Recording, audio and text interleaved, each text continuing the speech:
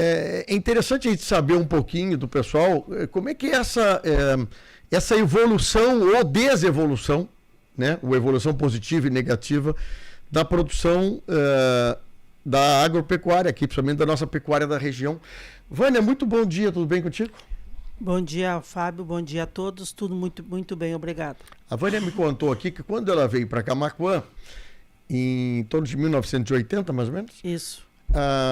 O rebanho de bovino aqui na cidade de Camaquã, que também compreendia, eu acho que em 80 outros municípios também, né? Sim, nós tínhamos Cristal, nós tínhamos Chuvisca e nós tínhamos Arambaré. Isso aí. Tudo Então, isso era Camaquã. Só para ser bem claro. Naquele número, naquela região, então, compreendia a 130 mil bovinos na época. Em torno disso, sim. Hoje nós estamos em 2023, agora só Camaquã, em torno de 62, máximo 65 mil bovinos. Pela última declaração, né? Bom, a declaração é feita anualmente? Como é que é? A declaração, ela é feita anualmente, Sim. Ela é obrigatória, né? Até 2021, ela começava em janeiro e ia até final de maio. Certo. 2022, por mudanças em formulários e forma de fazer, passou o período de 1º de junho a 31 de outubro. Que certo. Este ano também se mantém esse Então agora período. Nós estamos no período de fazer o cadastramento. Começou. Eu sou proprietário de uma área rural, como é que faz essa declaração? Como é que é o processo dessa declaração? O proprietário rural, se ele tem criação de qualquer espécie de animais, né, animais de produção, ele deve fazer um cadastro na Inspetoria Veterinária e é onde será cadastrada os animais dele. É tudo presencial? Como é que funciona assim? Ainda é presencial. Ainda é presencial. Então ele vai na inspetoria, agora no caso para fazer a declaração anual, ele tem que comparecer na sua inspetoria, no seu município, e nós vamos fornecer os formulários, né, inerentes às espécies que ele tem declarado. Então tem um formulário para o cadastro, isso é uma atualização anual. Sim. Então ele vai refazer o cadastro dele, da propriedade, e um cadastro e um formulário para cada espécie que ele tem. Por exemplo, bovinos, equinos, ovinos. Se tem todas as espécies, vai levar um formulário para cada espécie. É uma coisa burocrática ou é fácil de fazer? Não, é muito fácil. O produtor só vai declarar ali qual é a finalidade da produção dele, se é para engorda, se é para cria, se é para, no caso de equinos, se é para trabalho, se é para esporte. Sim, então ele sabe preencher isso e vai colocar a quantidade de animais que ele tem. Eu estou fazendo assim uma pergunta para a Vânia, o pessoal que já conhece, mas é assim como se eu fosse o comprador. Comprei uma propriedade rural e quero cadastrar meus animais. Então, vou na inspetoria, abro um cadastro com cada tipo de animal que eu trabalhar e eu faço o cadastro. Por exemplo, bovino, ovino, equestre, todos os cavalos. Equinos. E, por exemplo, se eu botei que é um cavalo para trabalho e eu queira vender o cavalo, isso não impede de eu vender o cavalo. Não impede. Não. É só para a inspetoria entender que aquele tipo de animal está ali para produção de carne, produção de leite, tá, e coisa. Inclusive, esse cadastro, essa atualização de rebanho anual, ela serve para nossa fiscalização, porque tem doenças de todas as espécies, tem doenças de notificação obrigatória e que nós temos que ter conhecimento. Certo. Além disso, essa declaração, esse saldo que vai gerar de espécies, de número de propriedades, de quantidade de animais, ela serve, o IBGE também utiliza os nossos dados. Não, é que tu está me dizendo aqui, por exemplo, o caso da região, compreendendo os outros municípios, nós tínhamos 130 mil, agora 65, isso tudo para um cálculo nacional, macro, né? Exato. É importante a gente ter isso. Bom, a questão, por exemplo, morre um cavalo. Eu tenho que dar a saída do cavalo da declaração? Como é que funciona isso? É essa atualização anual que o proprietário deve fazer. Tá. Morreu o cavalo, se ele pode declarar isso em qualquer época do ano, qualquer mês, ele pode dizer, olha, morreu meu cavalo. Certo. Nós vamos dar baixa do saldo dele daquele equino.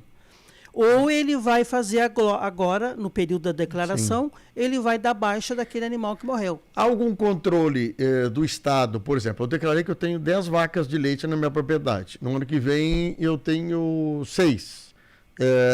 Tem alguma coisa a ver, por exemplo, com nota, com venda de animais? Tem alguma correlação entre isso?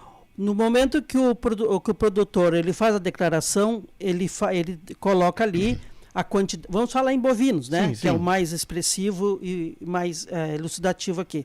Ele bota a quantidade de cabeça de bovino que ele tem por sexo e por faixa etária.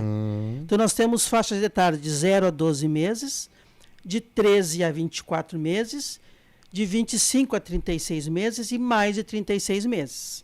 E dentro de cada faixa dessa de idade tem sexo, os machos e fêmeas. No momento, só pode entrar dentro do saldo do produtor se ele comprar via GTA, que é o documento emitido pela inspetoria, que é a guia de trânsito animal. Ela é emitida mediante nota de venda de produtor.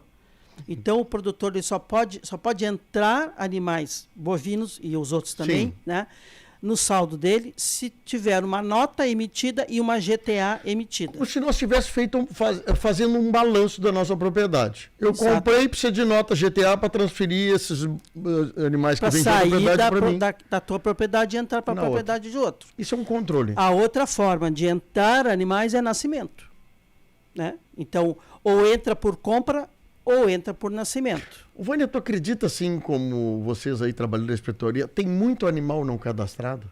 Tem. A gente sabe que tem, a gente sabe que só não temos ideia de quanto, né, e onde, porque aonde a gente detecta isso, a gente obriga, né, o produtor é obrigado a cadastrar. Tá. Embora ele não vá vender, embora daqui a pouco na colônia tem muitas propriedades que tem um cavalo de serviço, que até Sim. já está raro também o cavalo de serviço. Sim, mas tem um cavalo, Tem o cavalo, tem a vaquinha de leite. Isso. Ele acha que não precisa. Mas o que acontece? Por que nós precisamos ter esses animais cadastrados?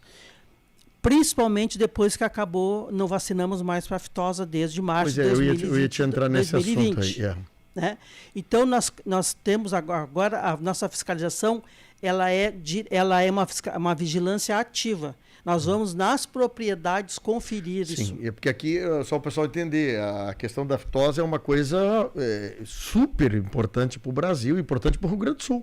Exatamente. Porque nós estamos fazendo uma venda, uma comercialização de um produto nosso sem a vacinação de aftose. Se houver qualquer caso de aftose, que pode iniciar numa propriedade com um bicho, Pode. isso aí desencadeia um processo que o Rio Grande do Sul ou o Brasil perde os efeitos de sanidade. Então, por isso que está dizendo. Perde exportação, inclusive, de bovinos. Não, o impacto é gigante nisso, né? Então, porque uma vaquinha é importante nesta vigilância que nós fizemos por causa desse Tu tipo acredita de que nós teríamos, assim, a curto prazo, nós estamos falando tudo de digitalização, de isso ir para um sistema digitalizado, Vânia? Vai. A gente já estava esperando que fosse esse ano. Mas não sei por que houve lá algum problema que eu não consegui. Porque mas isso é uma coisa legal se pudesse já até digitalizar. inclusive hoje, agora nesse período da declaração, a 2023, os produtores podem acessar os formulários já na página da Secretaria da Agricultura. Mas ele vai ter que entregar presencialmente. Sim, ele pode acessar, imprimir e... preenche e vai da inspetoria. Entendi. E a gente vai conferir com ele. Não, já a gente melhora um pouquinho. imagina que no ano que vem ele já vai ser possível ser online. Certo. Isso é importante. Porque vocês fazem fiscalização, por exemplo, às vezes com a Polícia Civil em casos assim de... Com a Brigada Militar. Com a Brigada Militar. Com a Brigada Militar, se for necessário. Sim. A Polícia Civil tem uma delegacia específica aqui em casos de propriedades rurais, né? Que às vezes vão lá fiscalizar o pessoal, inclusive os inspetores vão a cavalo na propriedade, ver se tem marca, não tem aí marca. Quando já existe uma denúncia Sim. ou alguma coisa Sim, mas naquela propriedade. Mas o legal, eu estou puxando esse assunto porque tudo isso inicia da declaração, né? Com certeza. Dos bens, dos animais, das notas que tu tira de transferência, porque daqui a pouco eu denuncio. Pô, roubaram 20 animais meus. Aí tu vai ver na declaração, tu tinha 15. Exatamente. Como é que Quando existe uma divergência de saldo, né, a gente vai verificar isso aí. Então é um problema. Nós temos que. É que nem aqui na rádio. Nós temos listado todos os computadores que eu tenho. Se um dia vender ou roubarem os computadores, eu tenho que saber quantos computadores eu tinha, qual é o computador. Então o negócio sanitário é muito. Ovinos também. Ovelha tem pouca ovelha no Rio Grande do Sul. Cada aqui vez menos. Camaquã, né? Em Camaquã mesmo, cada vez muito pouco. A gente anda no interior aí, principalmente na várzea, né? Porque na colônia não tem e nunca teve mesmo. É difícil enxergar um rebanhozinho De ovelha. mínimo de ovinos. Cavalos- Mas ainda tem. Cavalo, tu disse que tu acha, né, que Camaquã deve ter em torno de uns 5 mil cavalos. Exato. Cadastrados. É, Fora é os uma que não. legião grande, né? E existe muita movimentação de equinos, né? Por causa dos rodeios, né? Sim. Rodeio todo final de semana tem rodeio. Se não tem em Camaquã, tem na região, ao redor. Tá, Existe uma movimentação muito eu me grande. lembro que na época dos rodeios o problema foi do mormo. Há casos de mormo na região? Temos Tem. mormo, temos anemia infecciosa também. E isso vocês têm conseguido fazer a fiscalização nos rodeios? Como é que funciona? Não, só para fazer rodeio, só com fiscalização. Só fiscalização. O rodeio ele tem que ser autorizado pela inspetoria e tem que ter um médico veterinário habilitado que vai fazer a fiscalização do início ao fim do rodeio. Melhorou bastante sobre isso, né? Eu sei que é uma burocracia para quem usa, quem faz, mas foi o necessário isso, né? Para quem precisa se submeter a essa legislação, normalmente não gosto. Mas isso prevê a saúde humana e animal. Eu digo assim porque daqui a pouco tu leva um animal saudável para o rodeio e volta com um animal doente. Se todos não tiverem feito os exames, porque para entrar em rodeios, os animais são obrigados a ter exames negativos de anemia e mormo. Eu toco nesse assunto, né, Vânia, porque eu me lembro quando começou a ser exigido isso, até mesmo nos desfiles de rua, há uma grande reclamação, mais uma burocracia, mais um negócio. Mas é que nem tu entrar gripado numa sala que nem a nossa aqui, que não tem janela, provavelmente pode ser que tenha mais um gripado na saída tua, né? É possível. Então, bom, então essa declaração inicia 1º de junho, vai até 31 de outubro.